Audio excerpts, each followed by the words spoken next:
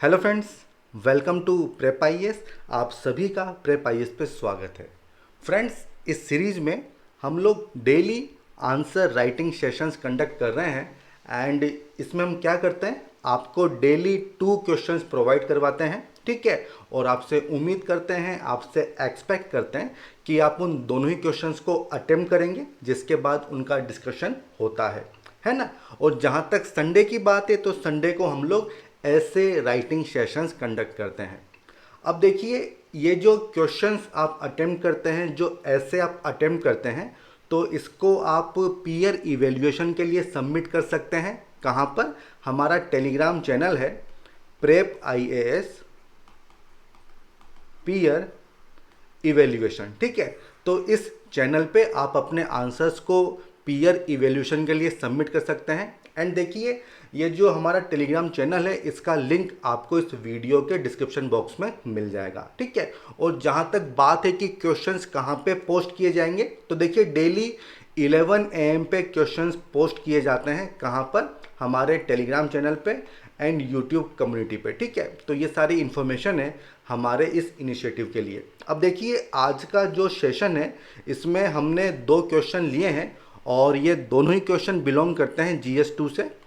एक क्वेश्चन हमने लिया है पॉलिटी से और सेकंड क्वेश्चन हमने जो लिया है वो है IR से, इंटरनेशनल रिलेशन से। वन बाय वन दोनों को डिस्कस करते हैं। एंड देखिए, अगर आपका कोई डाउट होता है, कोई इशू है, तो आप कमेंट सेक्शन में या फिर चैट बॉक्स में लिख के मुझसे पूछ सकते हैं। मैं डेफिनेटली सबका रिप्लाई करूंगा, ठीक है। और उसके बाद हम क्या करेंगे, हम एक लर्नर की आंसर शीट भी डिस्कस करेंगे, ताकि आपको आइडिया लग जाए कि बाकी के जो एस्पिरेंट्स हैं, जो लर्नर्स हैं, वो किस तरह से क्वेश्चंस को अटेम्प्ट करते हैं, ठीक है। और क्या क्या चीज़ें आप इम्प्रूव कर सकते हैं, ठीक है। तो चलिए शुरुआत करते हैं। देखिए, फर्स्ट क्वेश्चन है, ये पॉलिटी से है, 15 मार्कर है, 250 वर्ड्स में आपको इसको अटेम्प्ट करना है। देखिए, ये करंट अफेयर से ये क्वेश्चन लिया गया, अभी न्यूज़ में था। Recently Haryana state employment of local candidates act 2020, ठीक है। तो भाई, इसमें सिंपल सी बात यह है कि लोकल्स के लिए रिजर्वेशन की बात हो रही है, कोटे की बात हो रही है, ठीक है। सिंपल सी बात है।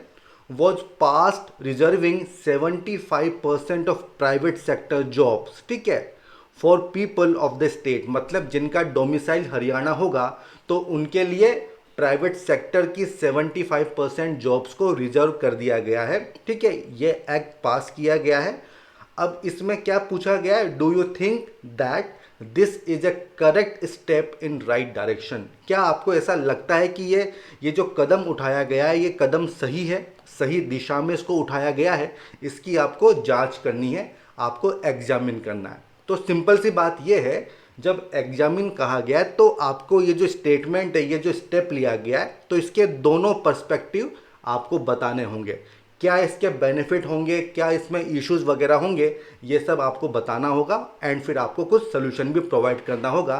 तो ये उम्मीद की जा रही है इस क्वेश्चन में आपसे, ठीक है। तो आई होप आप समझ गए होंगे कि ये जो क्वेश्चन है, इसकी डिमांड क्या है, क्या डिफरेंट पार्ट्स हैं जो आपको एड्रेस करने होंगे। एक बार मैं उसको समराइज कर देता हूं यहाँ पे। देखिए, सबसे पहले आप इंट्रोड्यूस करेंगे, ठीक है, इंट्रोड्यूस करेंगे। उसके बाद आपको ये जो स्टेप ली गई है, ये जो एक्ट पास किया गया है, इसके बेनिफिट्स बताने होंगे, इसमें क्या इश्यूज हैं ये आपको बताने होंगे, कुछ वे फॉरवर्ड आपको बताना होगा, कुछ सोल्यूशन, कुछ लॉन्ग टर्म सोल्यूशन आपको देना होगा और फिर आपको कंक्लूड करना होगा, ठीक है। तो ये इस क्वेश्चन की डिमांड है, ठीक है। आई होप अब आप सब लोग इस चीज़ को समझ पा रहे होंगे, ठीक है। तो भाई, ये इशू तो काफ़ी न्यूज़ में रहता है। सबसे पहले आंध्र प्रदेश ने ऐसा एक्ट पास किया था, वहाँ पर भी 75% रिजर्वेशन की बात की गई थी। हालांकि वो मैटर अभी कोर्ट में पेंडिंग है, ठीक है। तो इसीलिए क्वेश्चन पूछा भी गया है, ठीक है, क्योंकि इसमें कुछ इश्यूज हैं, इन्वॉल्व हैं, और वो आपको पता होना चाहिए, ठीक है। ये क्वेश्चन करंट अफेयर के बेसिस पे मैंने लिया है, ठीक है। और इसी तरह के काफ़ी क्वेश्चंस पूछे जाते हैं। अब देखिए, ये जो गवर्नमेंट इस तरह के कदम उठाती है ना, तो काफ़ी कुछ तो ना वोट बैंक पॉलिटिक्स होती है, ठीक है। ये चीज़ आपको पता होनी चाहिए। और दूसरा देखिए, कोविड के टाइम पे ना जो इकोनॉमी है, वो काफ़ी उसको नुकसान हुआ है, ठीक है। तो जहाँ तक स्टेट की बात है, तो उनकी इकोनॉमिक कंडीशन भी अच्छी नहीं है। काफ़ी कुछ अनएम्प्लॉयमेंट वहाँ पे देखने को मिल रहा है, ठीक है। और एक पॉइंट और आता है कि जो पब्लिक सेक्टर जॉब्स है ना, पब्लिक सेक्टर जॉब्स तो वो काफ़ी कम होती हैं जबकि पॉपुलेशन काफ़ी ज़्यादा है, ठीक है। तो ये सब फैक्टर्स हैं जिनकी वजह से ये जो स्टेप है ये लिया गया था, ठीक है। तो ये बेसिक बैकग्राउंड है जो आपको पता होना चाहिए। अब हम क्या करेंगे, ये जो डिफरेंट पार्ट्स हैं इनमें आपको क्या पॉइंट लिखने चाहिए, ठीक है, वो हम एक बार डिस्कस कर लेते हैं। देखिए, जहाँ तक इंट्रोडक्शन की बात है तो इस एक्ट के बारे में आपसे पूछा गया है क्वेश्चन में, तो थोड़ा सा उसको और डिफाइन कर दो कि उसके प्रोविजन क्या है, ठीक है। तो ये सबसे अच्छा ये इंट्रोडक्शन माना जाएगा। आप चाहें तो और भी काफ़ी कुछ पॉइंट्स हो सकते हैं जो आप यहाँ पे लिख सकते हैं, वो हम डिस्कस कर लेंगे कहाँ पे, जो लर्नर की जो आंसर शीट है उसमें भी एक नई तरीके से इंट्रोड्यूस किया गया है, वो हम देख लेंगे। तो देखो, जहाँ तक ये एक्ट है तो इस एक्ट में क्या कहा गया है कि जो प्राइवेट सेक्टर कंपनीज हैं, ठीक है, जो कि हरियाणा में आके अपना ऑफिस वगैरह सेटअप कर रही हैं, ठीक है, अपनी इंडस्ट्री वगैरह सेटअप कर रही हैं, तो उनको जितनी भी जॉब्स वो प्रोवाइड कर रही हैं वहाँ पे उनका 75% लोकल्स के लिए रिजर्व करना होगा, मीन्स जिनका डोमिसाइल हरियाणा में है। और यहाँ पे सैलरी में कैप लगा दी गई है 50,000, ठीक है, इससे ज़्यादा पे ये एप्लीकेबल नहीं होगा। 50,000 रुपये महीना इस सैलरी तक की जो जॉब्स होंगी उसको रिजर्व करना होगा, ठीक है, 75%। तो इसको आप लिख दो। और देखिए, इसमें एक प्रोविज़न और भी है। ये तो जो 75% है स्टेट के लिए है, जबकि जो डिस्ट्रिक्ट है उसके लिए भी कोटा दिया गया है, और वो कितना है, 10%। जिस डिस्ट्रिक्ट में वो कंपनी काम कर रही है ना, तो 10% जॉब्स उसको वहाँ से देनी होगी। तो ये दोनों पॉइंट आप लिख दो, ठीक है, ये दोनों पॉइंट आप लिख दो, ये काफ़ी अच्छा इंट्रोडक्शन माना जाएगा, ठीक है। अब देखिए, आता है कि भाई आपको एग्जामिन करना है कि ये जो स्टेप लिया गया है ये सही है क्या। तो आपको इसके पॉजिटिव एंड निगेटिव दोनों ही पॉइंट बताने होंगे। अब देखिए, ये जो स्टेप है, ये जो इनिशिएटिव लिया गया है, इसके क्या क्या फ़ायदे होंगे वो आपके सामने है। अब देखिए, जब आप इसको लिखोगे ना, तो केवल ये पॉइंट आपको नहीं लिखना है, आपको इनको 1 से 2 लाइन में एक्सप्लेन भी करना होगा, क्योंकि ये 15 मार्कर है। तो शॉर्ट में मत लिखो, 1 से 2 लाइन में आपको इनको एक्सप्लेन करना चाहिए। अब देखिए, काफ़ी लोगों के डाउट आते हैं कि सर क्या सारे पॉइंट लिखने ज़रूरी हैं क्या। तो देखिए, मैं आपको बता दूं कि मैक्सिमम पॉइंट लिखने की कोशिश करो, क्योंकि देखिए, अगर मैंने आपको यहाँ पे 6 पॉइंट बताए हैं ना, तो मान के चलो कि वहाँ पे जो रियल एग्जाम होगा ना, वहाँ पे आपको 6 पॉइंट्स याद नहीं आएंगे, वहाँ पे आपको 4 ही पॉइंट याद आएंगे, ठीक है। तो वो सबके साथ होता है, लेकिन कोशिश करो कि मैक्सिमम पॉइंट आप वहाँ पे लिख पाओ, ठीक है। देखिए, पहला बेनिफिट क्या होगा, एड्रेस राइजिंग अनएम्प्लॉयमेंट। देखिए, जहाँ तक हरियाणा की बात है तो ये सब तो आप जानते ही हैं कि पोस्ट कोविड अनएम्प्लॉयमेंट काफ़ी ज़्यादा बढ़ा है, लेकिन जहाँ तक हरियाणा की बात है तो वहाँ पे तो कुछ ज़्यादा ही अनएम्प्लॉयमेंट रेट हमको देखने को मिलती है। और यहाँ पे आपको डाटा बताना पड़ेगा, वो किसका है, CMIE का डाटा है, centre for monitoring Indian economy. इनके 2 डाटा हैं, पहला डाटा है फरवरी 2021 का और दूसरा है अप्रैल का है, अप्रैल 2021 का डाटा है। फेब में वहाँ पे अनएम्प्लॉयमेंट रेट कितनी बताइए, अराउंड 26%, एग्जैक्टली 26.4% है। एंड अप्रैल में ये और बढ़ जाती है, अराउंड 35% हो जाती है, ठीक है। तो अगर हम बात करें नेशनल लेवल से तो अराउंड 4 टाइम्स ज़्यादा है। तो काफ़ी अनएम्प्लॉयमेंट रेट वहाँ पे देखने को मिली है, सबसे पहली चीज़। तो कोशिश की गई है कि इसको कम किया जाए अगर रिजर्वेशन वगैरह दे देंगे। दूसरा पॉइंट क्या है, एग्रेरियन डिस्ट्रेस। देखिए, जो किसान लोग हैं ना, तो एग्रीकल्चर जो है वो प्रॉफिटेबल नहीं है, तो जो लोग उसमें इन्वॉल्व हैं अब उसको छोड़ के वो कुछ जॉब वगैरह करना चाहते हैं, ठीक है। तो ये भी एक सोल्यूशन दिया गया है कि वो लोग जो शिफ्ट करना चाहते हैं तो वो जॉब वगैरह उनको मिल जाए।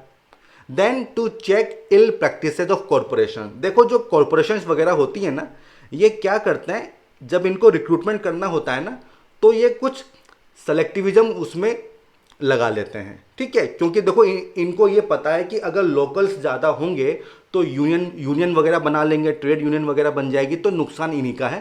तो प्रेफरेंस देते हैं कि भाई कुछ आउटसाइडर्स भी आ जाए ताकि इस तरह की चीज़ें ना हो, ठीक है। तो उस पर भी लगाम लगेगी। Then development induce displacement. देखिए जब कोई नया प्रोजेक्ट लग रहा है, कोई नई इंडस्ट्री सेटअप हो रही है, तो उसके लिए बेसिकली आपको सबसे पहली चीज़ क्या चाहिए, आपको चाहिए लैंड। कहाँ पे आप अपनी फैक्ट्री वगैरह लगाओगे, कोई डैम बनता है, कोई हाईवे बनता है, तो उसके लिए आपको लैंड चाहिए ना। तो लैंड के लिए आपको जो फार्मर्स हैं उनको डिस्प्लेस करना होगा, जिनके पास ज़मीन है। तो देखिए जिनके पास ज़मीन है वो ज़मीन उनसे छिन गई, तो वो तो चाहेंगे ना कि उनको कोई नौकरी वगैरह मिले, ठीक है। तो उसको भी ये चीज़ सपोर्ट कर रही है कि जिसकी लैंड एक्वायर आप कर रहे हो तो उसको जॉब वगैरह दे दो। Then to curb influx of large migrants. अब देखो यहाँ पे सेंसस 2011 की ये डाटा है, इसमें ये कहा गया है कि अगर आप 2002 से लेके 11 के बीच में देखो, तो जहाँ तक हरियाणा की बात है तो यहाँ पे अराउंड 8 लैक्स का नेट जो है माइग्रेशन हुआ है। इन माइग्रेशन मतलब यहाँ पे आए हैं नेट, और अगर हम कंपेयर करें तो ये फोर्थ लार्जेस्ट है इंडिया में, ठीक है।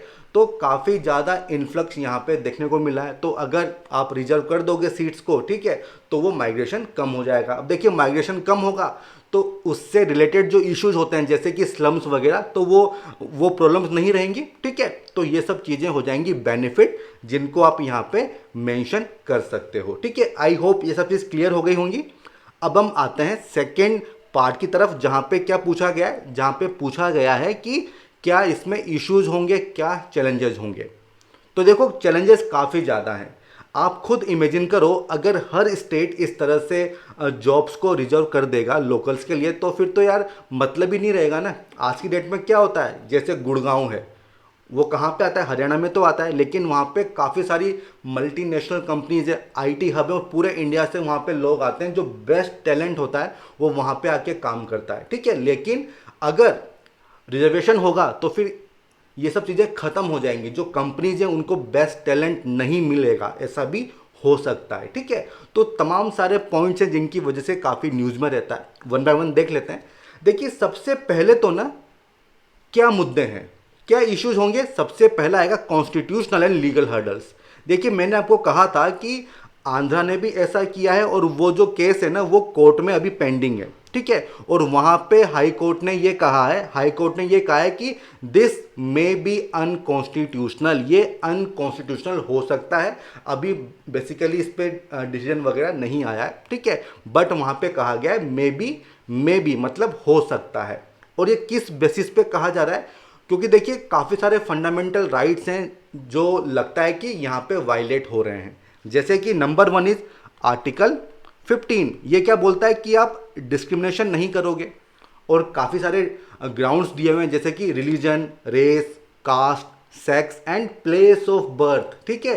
प्लेस ऑफ बर्थ मीन्स जहाँ पे आप रहते हो, तो उसके बेसिस पे डिस्क्रिमिनेशन नहीं किया जाएगा, लेकिन यहाँ पे तो किया जा रहा है ना, तो ये एक इशू है। देन आर्टिकल 16 वो भी एक फंडामेंटल राइट है, और यहाँ पे क्या कहा गया है कि जब एम्प्लॉयमेंट की बात आती है, तो स्टेट डिस्क्रिमिनेशन नहीं करेगा। किस बेसिस पे, क्या ग्राउंड्स दिए गए हैं, वही religion, race, caste, sex, place of birth, और यहाँ पे एक चीज और जोड़ दी जाती है, वो क्या है, रेजिडेंस, ठीक है। तो रेजिडेंस के बेसिस पे भी डिस्क्रिमिनेशन नहीं होगा, ठीक है। तो ये ऐसा लगता है कि यहाँ पे वायलेशन हो रहा है फंडामेंटल राइट का। इसके अलावा देखिए यहाँ पे एक 16(3) भी आपको देखने को मिलता है, और वहाँ पे क्या कहा गया है कि अगर रेजिडेंस के बेसिस पे अगर प्रेफरेंस दी जा रही है, तो ऐसा लॉ कौन बनाएगा, पार्लियामेंट बनाएगी, जो हमारी संसद है ना वो बनाएगी। जबकि यहाँ पे तो स्टेट गवर्नमेंट ने बनाया है, तो ये भी एक इशू सामने आ रहा है, ठीक है। इसके अलावा आप 19(1) की भी बात कर सकते हो। 19(1) की देखिए काफ़ी सारे राइट्स दिए गए हैं, जैसे कि आप कहीं पर भी सेटल हो सकते हो, फ्रीडम ऑफ मूवमेंट है। तो ये जो एक्ट पास किया गया इसमें इसका भी वायलेशन है। जहाँ तक कंपनीज की बात है, तो देखिए हमारे यहाँ पे फ्रीडम है कि आपकी जो इच्छा हो आप वो बिजनेस, प्रोफेशन, ऑक्यूपेशन स्टार्ट कर सकते हो। तो ऐसा प्रतीत होता है, ठीक है, ऐसा लगता है प्राइमा फेसी कि ये जो फंडामेंटल राइट है इसका भी वायलेशन यहाँ पे हो रहा है, ठीक है। तो ये चीज़ हो जाएंगी इश्यूज, और सबसे पहला इशू यही है, कॉन्स्टिट्यूशनल एंड लीगल हर्डल्स। अब देखिए सेकंड पॉइंट क्या आता है, अनईज इन डूइंग बिजनेस। अब देखो कोई कंपनी अगर वहाँ पे आती है हरियाणा में और उसको फॉलो करती है इस एक्ट को, तो उसकी तो जिम्मेदारी बढ़ जाएगी ना। पहले तो भाई आपका डॉक्यूमेंटेशन बढ़ जाएगा, आपको पूरी डिटेल निकालनी होगी कि भाई ये जो पर्टिकुलर एम्प्लॉय है ये कहाँ से बिलोंग करता है, आपको गवर्नमेंट को डाटा सबमिट करना होगा, ठीक है। इसके अलावा देखिए और क्या इश्यू आ सकते हैं, टैलेंट। देखिए जरूरी नहीं कि आपको टैलेंट मिल जाए जो आपको रिक्वायर्ड है, ठीक है, तो ये चीज़ हो जाएगी। देन इम्पैक्ट कंपनी ऑपरेशन, मैंने आपको एग्जांपल दिया था गुड़गांव का, ठीक है, हरियाणा में बिलोंग करता है और कितने वहाँ पे एमएनसी हैं, आईटी हब हैं, ठीक है। तो अगर इस तरह की कंडीशंस लगा दी जाएंगी तो फिर उनका जो ऑपरेशन होगा वो इनएफिशिएंट हो जाएगा, ठीक है, तो ये भी एक हर्डल हो जाएगा। देन कोविड-19 रिकवरी।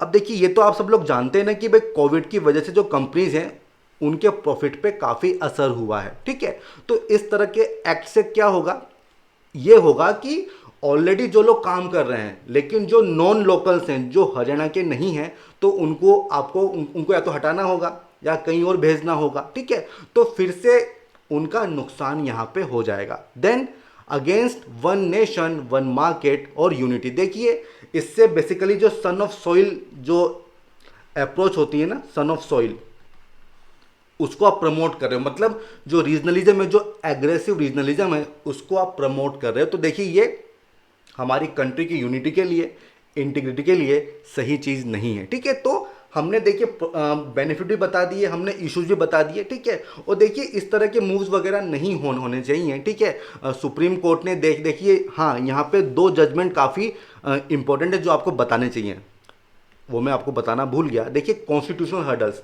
देखिए सुप्रीम कोर्ट ने एक तो इंदिरा साहनी केस था, इंदिरा साहनी, ये कब का केस है, 92 का केस है। और दूसरा कौन सा है, नागराज केस, एम नागराज, ये आई थिंक 2006 का केस है, ठीक है। तो इन दोनों ही केस में सुप्रीम कोर्ट ने कहा था कि 50% से ज़्यादा रिजर्वेशन आप नहीं दे सकते हो, ठीक है, उस पर एक लिमिट लगा दी थी। और इसमें यह भी था कि कुछ एक्सेप्शनल सर्कमस्टांसेज में आप इसको ब्रीज कर सकते हो, लेकिन उसको आपको जस्टिफाई करना होगा, ठीक है। तो ये तमाम सारे मुद्दे हैं जिसके बेसिस पे हम कह सकते हैं कि इसमें काफ़ी सारे इश्यूज हैं, ठीक है। अब फाइनल तो सुप्रीम कोर्ट ही बताएगा कि क्या होता है, क्योंकि अभी आंध्र प्रदेश वाला भी अभी पेंडिंग है, ठीक है। तो देखिए क्या मतलब हमें करना चाहिए। देखिए मेन इशू क्या है, मेन इशू ये है कि एम्प्लॉयमेंट नहीं है, ठीक है, अनएम्प्लॉयमेंट ज़्यादा हमको दिख रहा है। तो देखिए इसके लिए हमको क्या करना चाहिए कि जो लेबर इंटेंसिव इंडस्ट्रीज होती हैं हमको उनको प्रमोट करना चाहिए, जैसे कि कपड़ा, टेक्सटाइल वगैरह हो गया। दूसरा आप क्या लिख सकते हो, employ when there is less availability. देखिए अगर मान लो कि आपको टैलेंट नहीं मिल रहा है, ठीक है, तो आप लोकल्स को वहाँ पे प्रमोट कर सकते हो, ठीक है, कोई इशू नहीं है। देन इंसेंटिव रूट, देखिए गवर्नमेंट जो है वो इंडस्ट्रीज़ को इंसेंटिव दे सकती है कि वो ज़्यादा इन्वेस्टमेंट करें, ठीक है, तो ये भी एक तरीका हो सकता है। तो बेसिकली क्या है कि हमारा फोकस होना चाहिए कि हम एम्प्लॉयमेंट जनरेशन पे ध्यान दें। और इसके लिए देखिए आपको एक लॉन्ग टर्म सोल्यूशन भी देना होगा जो आप कंक्लूजन में दे सकते हो। जैसे कि हमारा फोकस होना चाहिए कि जो यूथ है ना, तो उनकी हेल्थ एजुकेशन पे हमको ज़्यादा इन्वेस्टमेंट करना चाहिए, जो उनकी स्किल ट्रेनिंग है उस पर हमको फोकस करना चाहिए ताकि वो अच्छे से compete कर सकें फ्री मार्केट में, ठीक है। तो ये फाइनल कंक्लूजन आप यहाँ पे लिख सकते हैं। एंड आई होप ये जो पूरा जो टॉपिक है ये आपको समझ में आ गया होगा। अगर आपका कोई डाउट है तो आप कमेंट सेक्शन में लिख सकते हो, ठीक है। ये हो जाएगा फर्स्ट क्वेश्चन। अब हम आते हैं सेकंड क्वेश्चन की तरफ। देखिए ये क्वेश्चन जो है ना, ये आईआर से बिलोंग करता है, इंटरनेशनल रिलेशन से। ये भी एक 15 मार्कर है, 250 वर्ड्स में आपको इसको अटेम्प्ट करना है। देखिए क्वेश्चन क्या है, क्वेश्चन में कहा गया है कि India needs to fine tune its Indian ocean strategy first to get its larger geo strategy in place. In this context, discuss the challenges and also suggest measures to address these challenges. तो देखिए ये question कहा गया है और question की theme क्या है, इंडियन ओशियन, ठीक है, और इसमें इंडिया का क्या रोल है, बेसिकली ये क्वेश्चन यहाँ पे पूछा गया है। तो देखिए क्वेश्चन में क्या कहा गया है, क्वेश्चन में ये कहा गया है कि इंडिया को जो उसकी स्ट्रेटजी है ना उसमें थोड़ा चेंजेस करने होंगे, पहली बात तो ये।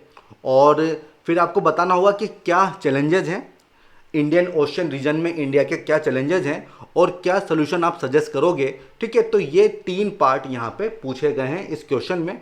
एक बार मैं आपको बता दूं कि क्या इसका स्ट्रक्चर होगा। सबसे पहले आप इंट्रोड्यूस करेंगे, फिर उसके बाद आप बताइए कि क्यों इंडिया को अपनी स्ट्रेटजी को फाइन ट्यून करना होगा। मतलब यहाँ पे देखिए बेसिकली आपको क्या करना है, आपको ये जो रीजन है ना इसकी इंपॉर्टेंस बतानी होगी इंडिया के लिए, कि क्या इंडिया के लिए ये जो रीजन है इसकी क्या इंपॉर्टेंस है। उसके बाद आप बताइए कि क्या चैलेंजेस हैं, और फिर आप बताइए क्या सोल्यूशन होंगे, और फिर आपको कंक्लूड करना होगा। तो ये सिंपल सा ये स्ट्रक्चर होगा यहाँ पे। एंड अब हम क्या करेंगे, हर जो पार्ट है इसको हम एड्रेस करने की कोशिश करेंगे। तो देखिए ये जो इंडियन ओशियन रीजन है इसका नाम ही इंडिया के बेसिस पे पड़ा है, ठीक है। तो इंडिया का यहाँ पे सेंट्रल पोजीशन है यहाँ पे, लेकिन देखिए उसके बावजूद भी इंडिया का जो इन्फ्लुएंस है वो इस रीजन में उसके मतलब इम्पोर्टेंस से काफ़ी कम है, ठीक है। इंडिया का जो इन्फ्लुएंस है वो काफ़ी कम है, और वही चीज़ आपको यहाँ पे समझानी होगी कि किस तरह से वो कम है और क्या चैलेंजेस हैं, क्या सोल्यूशन वगैरह होने चाहिए, इसीलिए क्वेश्चन यहाँ पे पूछा गया है। देखिए जहाँ तक इंट्रोडक्शन की बात है ना, तो आप इंडियन ओशन रीजन की इम्पोर्टेंस बता दो, क्योंकि देखिए आज की डेट में जो वर्ल्ड पावर्स हैं उन सबका फोकस इसी रीजन पे है। वो क्यों? क्योंकि देखिए जहाँ तक ग्लोबल ट्रेड की बात है, जहाँ तक ऑयल सप्लाई की बात है, तो ये रीजन काफ़ी फेमस है, क्योंकि 40% of world's oil and gas reserve आपको यहीं पे देखने को मिलेंगे। 1/3 पॉपुलेशन आपको इसी रीजन में देखने को मिलेगी। 25% ऑफ लैंड मास आपको यहीं पे देखने को मिलेगा। और देखिए आपने काफ़ी सुना होगा कि जो वर्ल्ड पावर है वो सब क्या कर रही हैं, अपने बेसेस वगैरह यहाँ पे बना रही हैं। जैसे कि देखिए चाइना का आप एग्जांपल दे सकते हो, जिबोती में वो अपना बेस वगैरह बना रहा है, ठीक है। हम्बन टोटा हो गया, ग्वादर हो गया, इन सब की बात आपको यहाँ पे करनी होगी। एंड देखिए इस क्वेश्चन की डिमांड है कि ये मैप आपको बनाना होगा। एंड देखिए ये रीजन क्यों इंपॉर्टेंट है, क्योंकि काफ़ी सारे चौक पॉइंट्स यहाँ पे हैं। जैसे कि ये जो मलक्का स्ट्रेट है ये भी एक चौक पॉइंट है, ठीक है। ग्लोबल ट्रेड यहीं से पास होती है। देन आप यहाँ पे स्ट्रेट ऑफ हॉर्मुज की बात कर सकते हैं, ये भी बहुत इंपॉर्टेंट चौक पॉइंट है जो कि पर्शियन गल्फ को कनेक्ट करता है इंडियन ओशियन से, ठीक है। ये जो मलक्का स्ट्रेट है ये बेसिकली इंडियन ओशियन को कनेक्ट करती है, किससे? ये जो पैसिफिक ओशियन है इससे, ठीक है। देन आप बाब अल मंदाब की बात कर सकते हैं जो कि रेड सी को कनेक्ट करता है, किससे? इंडियन ओशियन से। तो काफ़ी इंपॉर्टेंट चौक पॉइंट्स आपको यहाँ पे देखने को मिलेंगे। इसी वजह से ये जो रीजन है इंडियन ओशन रीजन, इसकी इंपॉर्टेंस काफ़ी ज़्यादा बढ़ जाती है। आप यहाँ पे बात कर सकते हैं मोजाम्बिक चैनल की, ठीक है। ये भी बहुत इंपॉर्टेंट ट्रेड रूट है, ठीक है। तो ट्रेडिंग के पर्सपेक्टिव से बहुत ही इंपॉर्टेंस रखता है ये रीजन, और इसीलिए बात होती है कि इंडिया का इन्फ्लुएंस ज़्यादा होना चाहिए। ऐसा क्यों कहा जाता है? क्योंकि इंडिया की यहाँ पे सेंट्रल पोजीशन है, लेकिन उतना इन्फ्लुएंस हमको नहीं देखने को मिलता है, ठीक है। इसीलिए क्वेश्चन आपके सामने पूछा गया है। अब देखिए सबसे पहले आपको क्या बताना होगा कि क्यों इंडिया को अपनी स्ट्रेटजी को फाइन ट्यून करना होगा, ठीक है। क्यों फाइन ट्यून करना होगा, तो बता दीजिए कि भाई ये जो रीजन है ना ये कितना इंपॉर्टेंट है इंडिया के लिए, और इसीलिए हमें अपनी स्ट्रेटजी को चेंज करना होगा। क्यों? क्योंकि अभी हमारा इन्फ्लुएंस उतना नहीं है जितना होना चाहिए। क्यों? क्योंकि इंडिया की सेंट्रल पोजीशन है इस एरिया में। इंडिया के नाम से ही तो पड़ा है इंडियन ओशियन, ठीक है। तो इंपॉर्टेंस देखिए, सबसे पहली इंडियाज जियो स्ट्रेटेजिक लोकेशन, जो हमारी भू सामरिक स्थिति है ना, तो वो बहुत ही इंपॉर्टेंट है। देखिए जहाँ तक इंडिया की बात है ना, तो 95% ऑफ ट्रेड बाय वॉल्यूम वो यहीं से पास होता है। देखिए ऑब्वियस सी बात है, इंडिया में अगर कोई ट्रेडिंग वगैरह होगी तो देखिए बाय ओशियन ही होगी, ठीक है, क्योंकि वो कम कॉस्टली भी पड़ता है, ठीक है। तो इसलिए अराउंड 95% ट्रेड बाय वॉल्यूम यहाँ से होगा। 68% ट्रेड बाय वैल्यू वो यहीं से होती है। ये सब देखिए इंपॉर्टेंट डाटा है जो आप यहाँ पे यूज़ कर सकते हो। जहाँ तक ऑयल की बात है तो देखिए 80% इंडिया का जो क्रूड ऑयल है ना उसकी ट्रेडिंग वगैरह यहीं से होती है, ठीक है, वो यहीं से आएगा, ठीक है। तो इसलिए बहुत ही इंपॉर्टेंट लोकेशन है, ठीक है, इंडियन ओशियन की इंडिया के लिए, ठीक है। तो आप भाई अपना इन्फ्लुएंस कैसे कम कर लोगे? दूसरी बात, it falls at the crossroads of global trade. देखिए ग्लोबल ट्रेड भी यहीं से पास होती है। अराउंड 80% से ज़्यादा जो ऑयल ट्रेड है वर्ल्ड की वो यहीं से होगी। मैंने आपको बताया कि इंपॉर्टेंट चौक पॉइंट्स हैं, ठीक है। यहीं से तो जो ऑयल है वो यहाँ जाएगा, ठीक है। ये सब मैंने आपको ऑलरेडी यहाँ पे समझा दिया है, ठीक है। अब हम थर्ड पॉइंट क्या है, peace in this region is important for India security. देखिए ये जो एरिया है, अगर यहाँ पे पीस नहीं होगी तो इसका इफेक्ट किस पे होगा, इंडिया पे होगा, क्योंकि देखिए अब हम डिपेंडेंट है इस रीजन पे, ठीक है। और अभी देखने में आ रहा है कि ये जो अफ्रीकन वाला एरिया, यहाँ पे टेररिज्म की घटनाएं काफ़ी ज़्यादा हो रही हैं, पायरेसी वगैरह काफ़ी ज़्यादा हो रहा है, ड्रग ट्रैफिकिंग वगैरह काफ़ी ज़्यादा हो रहा है, तो इंडिया पे खतरा बना रहेगा इन सब चीज़ों का।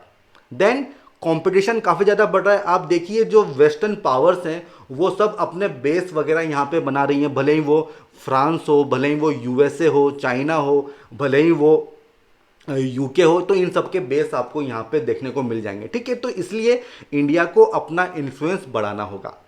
अब बात आती है कि भाई इस चीज़ को करने में इंडिया के सामने क्या चुनौतियां हैं, क्या चैलेंजेस होंगे। तो देखिए सबसे पहला तो चाइना, हर जगह पे इसको फिट कर सकते हो जब भी इंडिया की बात आती है। तो आपको पता है कि ये जो इंडियन ओशियन रीजन है यहाँ पे चाइना का रोल काफ़ी ज़्यादा बढ़ रहा है। आप स्ट्रिंग ऑफ पर्ल्स की यहाँ पे बात कर सकते हो, जिबोती की बात कर सकते हो, हेम्बन टोटा की आप बात कर सकते हो। चाइना क्या कर रहा है, बेसिकली जो इंफ्रास्ट्रक्चर प्रोजेक्ट्स हैं उसमें काफ़ी ज़्यादा इन्वेस्टमेंट कर रहा है ताकि चाइना की प्रेजेंस बढ़ जाए आसपास वाली कंट्रीज़ में। ग्वादर पोर्ट की आप बात कर सकते हो, आप डेप ट्रैप जो डिप्लोमेसी है उसकी बात आप यहाँ पे कर सकते हो, ठीक है। सेकेंड पॉइंट क्या है, कैपेसिटी एंड कैपिटल कंस्ट्रेंट। देखिए ओशियन है तो नेवी का रोल काफ़ी ज़्यादा इंपॉर्टेंट हो जाता है, बट देखिए जो हमारा मिलिट्री बजट है उसका केवल 15% ही है जो नेवी को मिलता है। तो देखिए कैपिटल फाइनेंस का काफ़ी कंस्टेंट है इंडिया के पास, तो उसको हमको बढ़ाना होगा, ये एक चैलेंज है। Then dysfunctionality of SAARC. देखिए सार्क जो है वो डिसफंक्शनल है, और इससे क्या है, बेसिकली जो कनेक्टिविटी है, ट्रेड है बिटवीन जो सार्क कंट्रीज हैं वो अफेक्ट हो रही हैं। इसके अलावा new geopolitical challenges and strategic dilemma. देखिए इंडिया क्वाड का पार्ट है, ठीक है, क्वाड का पार्ट, और रशिया इससे खुश नहीं है, ठीक है। तो काफ़ी कुछ डिलेमाज हैं, चैलेंजेस हैं जो हमारे सामने हैं, ठीक है। बेसिकली बैलेंस ऑफ पावर का इशू यहाँ पे देखने को मिल रहा है कि भाई किसकी साइड आप लोगे। अब बात आती है कि भाई कैसे इसको रिजोल्व करोगे। तो देखिए जो आपने चैलेंज बताया ना, तो उनको किस तरह से आप टैकल करोगे, उसके सोल्यूशंस आपको बताने होंगे। जैसे कि इंडिया को अपनी स्ट्रेटेजिक ऑटोनॉमी मेंटेन करनी होगी। किस तरह से भाई, इंडिया को बाइलेटरल, ट्राइलेटरल, मल्टीलेटरल जो अरेंजमेंट्स होते हैं, एग्रीमेंट्स हैं, वो उसको करने होंगे। जैसे कि जापान, ऑस्ट्रेलिया, इंडिया, तो इन सबको प्रमोट करना चाहिए। इंडिया आसियान, इसको प्रमोट करना चाहिए। देन कैपेबिलिटी बढ़ाओ, जो हमारी नेवी है उसको फंड्स वगैरह प्रोवाइड करो, उसकी कैपेसिटी बढ़ाओ, नई नई टेक्नोलॉजी वगैरह उसको दो, ठीक है। इसके अलावा जो इंडिया की पार्टनर कंट्रीज़ हैं, ठीक है, उनके साथ एग्रीमेंट करने चाहिए कि भाई जो उनके मिलिट्री बेसेस हैं वो इंडिया को यूज़ करने दें। Then improving regional connectivity and trade. अब देखो ये किस तरह से होगा, जो सार्क जो ऑर्गेनाइजेशन है उसको थोड़ा सा री एनर्जाइज करना होगा ताकि कनेक्टिविटी और ट्रेड वगैरह बढ़ सके। इसके अलावा जो लिटोरल स्टेट्स हैं, जो छोटे जो तटीय स्टेट्स हैं आसपास, जैसे कि मालदीव वगैरह हो गया, ठीक है, तो इन सब के साथ इंडिया को अपने जो रिलेशन है वो और स्ट्रेंथन करने होंगे ताकि अच्छे से ग्रुपिंग वगैरह यहाँ पे हो जाए, ठीक है। तो ये सारे मेजर्स हैं जो आपको यहाँ पे सजेस्ट करने होंगे।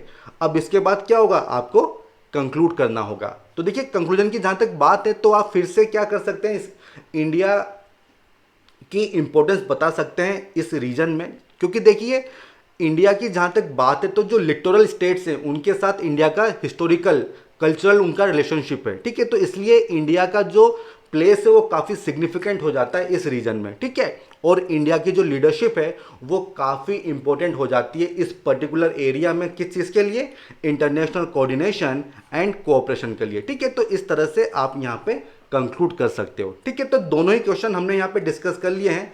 अब हम क्या करेंगे, अब हम चलते हैं हमारे अगले सेगमेंट की तरफ जहाँ पे एक लर्नर की आंसर शीट को हम डिस्कस करते हैं, ठीक है। देखिए फर्स्ट क्वेश्चन ये हरियाणा वाला है। इन्होंने इंट्रोड्यूस किया है CMIE की रिपोर्ट से, और इसमें इन्होंने अप्रैल का फिगर दिया। देखो अप्रैल लिखने से काम नहीं चलेगा, अप्रैल 2021 होना चाहिए, तो पूरा लिखो, ठीक है, पूरा लिखो। तो ये चीज़ एक मिस्टेक है। इसके बाद आपने क्या लिखा है कि to tackle this situation Haryana government pass resolution. देखो रिजोल्यूशन पास नहीं किया है, उन्होंने एक्ट ही पास कर दिया है, ठीक है। तो दोनों में डिफरेंस है, आपको एक्ट यहाँ पे लिखना होगा। फिर क्या कहा है कि मेन पर्पस क्या है, आपने इसको थोड़ा एलोबरेट किया है, लेकिन देखो काफ़ी सारे पॉइंट आपने मिस कर दिए हैं, आपने 10% की बात नहीं की है, ठीक है। तो वो चीज़ एक इशू है यहाँ पे।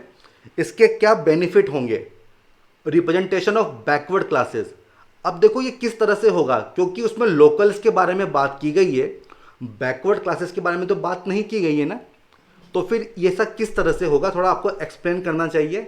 It will reduce unemployment rate, बात सही है।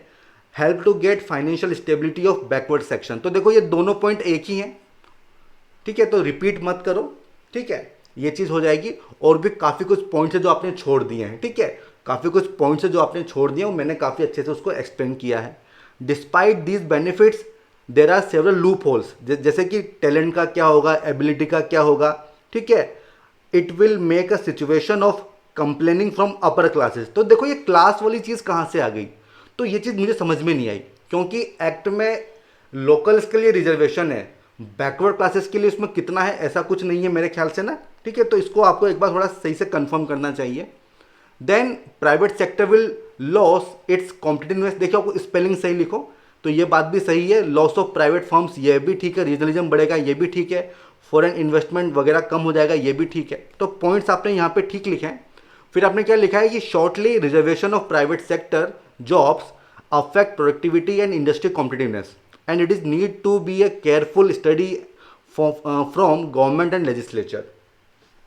देखो यार ये जो आपका कंक्लूजन है ना ये और अच्छा हो सकता था, ठीक है, कुछ सोल्यूशन वगैरह दो कि हमें क्या करना चाहिए, ठीक है, हेल्थ एजुकेशन स्किल पे फोकस करना चाहिए, ठीक है, काफ़ी कुछ डायमेंशन आपने मिस कर दी हैं। और देखिए ये 15 मार्कर है, 250 वर्ड्स में आपको इसको लिखना है, तो काफ़ी सारे पॉइंट्स आपने मिस कर दिए, काफ़ी शॉर्ट में आपने ये आंसर लिखा है। और देखिए जो सबसे इंपॉर्टेंट डायमेंशन है इसकी वो क्या है, constitutional and legal dimension. Fundamental rights की बात करो, इंदिरा साहनी की बात करो, एम नागराज की बात करो, ठीक है, तो ये सब चीज़ें आनी चाहिए, ठीक है, बिना इसके मार्क्स आपको अच्छे नहीं मिलेंगे, तो ये सब इम्प्रोवाइजेशन आपको करना होगा, ठीक है। और क्योंकि ये करंट अफेयर के ऊपर बेस्ड क्वेश्चन है, तो एक बार जो मंथली मैगजीन्स वगैरह है तो उनको एक बार रिवाइज कर लो, ठीक है, तो आपको उससे काफ़ी फ़ायदा मिल जाएगा, ठीक है। अब आते हैं सेकेंड क्वेश्चन की तरफ। देखिए इन्होंने शुरुआत की है चौक पॉइंट से कि 80% ऑफ ऑयल ट्रेड यहीं से होता है, ठीक है, तो ये आपने अच्छे से शुरुआत की है। फिर आपने क्या लिखा है कि इंडिया ने क्या स्टेप्स ली हैं इंडियन ओशियन में। देखो इस क्वेश्चन में कहीं पे भी नहीं पूछा गया है कि इंडिया ने क्या स्टेप्स ली हैं, बल्कि आपको स्टेप सजेस्ट करनी है कि इंडिया को क्या करना चाहिए, ठीक है। तो इन पॉइंट्स का कोई मतलब नहीं है, ये पूछा ही नहीं गया है, ये पूछा ही नहीं गया है, तो अब या तो अपनी हेडिंग चेंज करो, ठीक है, अदरवाइज इसको लिखने की कोई ज़रूरत नहीं है। और देखो आपने चौक पॉइंट्स बताए हैं, तो भाई कौन से चौक पॉइंट्स हैं, तो मैप बना दो, उनको बता दो कि भाई मलक्का स्ट्रेट हो गया, ठीक है, वो सब हॉर्मुज हो गया, ठीक है, उन सबको आपको वहाँ पे डिटेलिंग करनी चाहिए। इसके बाद क्या किया है आपने, चैलेंजेस बताए हैं कि चाइना की एक्सपेंशनिस्ट पॉलिसी है, ये बात सही है, पायरेसी का इशू है, then threat of tsunamic affect the small island more. तो देखो थोड़ा सा आपकी ग्रामर पे थोड़ा सा वर्क करो, और देखिए मेरे ख्याल से ना सुनामी वाला पॉइंट यहाँ पे सही नहीं रहेगा, ठीक है, सुनामी वाला पॉइंट यहाँ पे नहीं रहेगा, क्योंकि कॉन्टेक्स्ट कुछ डिफरेंट है, ठीक है, कॉन्टेक्स्ट डिफरेंट है, यहाँ पे जियो स्ट्रेटजी की बात हो रही है, ठीक है, तो सुनामी वाला पॉइंट यहाँ पे नहीं चलेगा। फिर आपने क्या किया है, measures to address these issues, क्या मेजर्स लेने चाहिए, तो देखो मेजर्स कौन लेगा, इंडिया लेगा, तो आपने पहला क्या लिखा है, rule of law based approach should be followed by all regional countries. तो देखो ये पॉइंट सही नहीं है, क्योंकि डिमांड क्या है कि इंडिया को क्या करना चाहिए, इंडिया को क्या करना चाहिए वो आपने नहीं लिखा है। इंडियन नेवी, ये पॉइंट सही है। फिर आपने बोला है अर्ली वार्निंग सिस्टम, देखो यार ये पॉइंट यहाँ पे फिट नहीं होगा, ठीक है। Involvement of private players in sustainable development of blue economy, तो यार इससे भी क्या हो जाएगा, थोड़ा सा मुझे ये फिट नहीं होता दिख रहा है, ठीक है, तो ये पॉइंट सही नहीं है। आप बताइए कि इंडिया को क्या करना चाहिए, जब आप प्राइवेट प्लेयर्स की बात कर रहे हो तो आप बताओ किस तरह से प्राइवेट प्लेयर जो कैपेबिलिटी है, जो कैपेसिटी है उसको बढ़ा सकते हैं, तो ऐसा कुछ पॉइंट यहाँ पे होना चाहिए था, ठीक है। इसके अलावा देखिए जो फाइन ट्यून क्यों करना चाहिए वो आपने मिस कर दिया है पार्ट, ठीक है, तो आपने एक पार्ट तो पूरा ही छोड़ दिया है, तो ऐसा नहीं चलेगा, ठीक है, थोड़ा आपको अच्छे से क्वेश्चन पढ़ना चाहिए। फिर आपने कंक्लूड किया है कि the importance of Indian ocean for India is very huge, so need to look on maritime borders as well as other regions of Indian ocean. तो देखो ये एक जनरल सा स्टेटमेंट है, थोड़ा सा आपको इसको अच्छा करना चाहिए था, कुछ सोल्यूशन वगैरह दे दो, काफ़ी कुछ सोल्यूशन है जो आप दे सकते थे, ठीक है। तो कंटेंट को आपको एनरिच करना होगा, ठीक है, सारे पार्ट को एड्रेस करो। एंड देखिए काफ़ी छोटा आपने ये आंसर लिखा है, जबकि ये 15 मार्कर है, ठीक है, ये 15 मार्कर है, तो 250 वर्ड्स में इसको आपको लिखना है, तो वो भी एक ऑब्जर्वेशन है। तो इन पे आप वर्क करो, डेफिनेटली आपको काफ़ी फ़ायदा होगा। अब देखिए इसी के साथ ना हमारा जो सेशन है इसको हम कंक्लूड कर रहे हैं। अगर आपको ये सेशन पसंद आया हो तो इसको लाइक कीजिए, साथ ही साथ हमारे चैनल को सब्सक्राइब कीजिए, शेयर कीजिए, फॉरवर्ड कीजिए, ताकि मैक्सिमम लोग हमारे इस इनिशिएटिव से जुड़ सकें। तो ठीक है फ्रेंड्स, हम फिर मिलेंगे, तब तक के लिए all the best, good bye.